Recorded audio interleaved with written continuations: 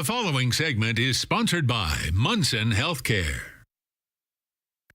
Living in northern Michigan, you can't help but appreciate the beauty of the Great Lakes and the inland lakes. They're part of what makes this area so majestic. But it's this time of the year when the temperatures of the water can be downright fatal. It's a sad reality one family knows all too well. I sat down with Rachel North of Traverse City, who's made it her mission to share a personal story about how a beautiful spring day turned into something that forever changed her and her family's life.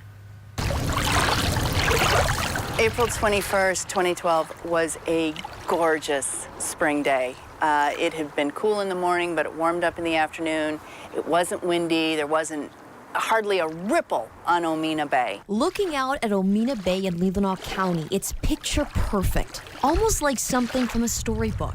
That's part of the reason Rachel North's brother, 44-year-old David Dickerson, lived here along these waters and had a passion for being outdoors. Whether it was fishing, kayaking, or canoeing, he loved it all. He had the right equipment to go out in whatever weather, and he was known for going out in whatever weather.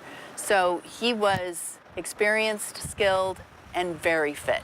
On April 21st, 2012, David made sure he did what he thought was safe and went out on the water just like he had done hundreds of times before. My brother took his dog out in a canoe just to do a quick little paddle around the bay right after 5, 6 o'clock. And so he and his dog went out. He had a life jacket on, went out for a paddle towards Weaver Creek on Omena Bay, and he didn't come back. Knowing this was not at all like her brother, North and her family realized something was incredibly wrong.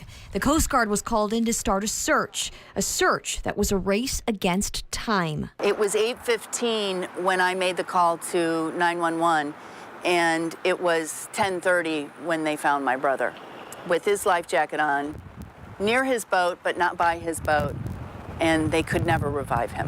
I didn't understand at that time how he died because he had his life jacket on. Whatever put him into the water that day put him into 41-degree water.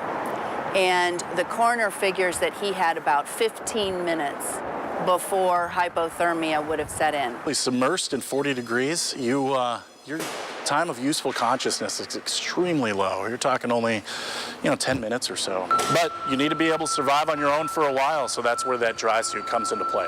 The dry suit was the one thing David Dickerson didn't have with him that evening. It is such a loss to us. I mean, the pain of my brother hurts every day. I don't want any other family to endure that. But people will argue with me. Oh, no, I'll be fine. And I'm like, no, you won't. And there's nothing you can do once you go into that water if you don't have these other things done. And if you're not dressed for it, or if you don't get out of that water in time, you're dead.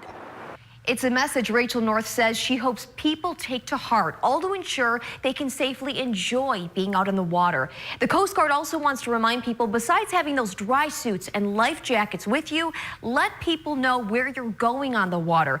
And consider taking a personal locator beacon with you any time of the year. For TV 7 and 4 News, I'm Melissa Smith.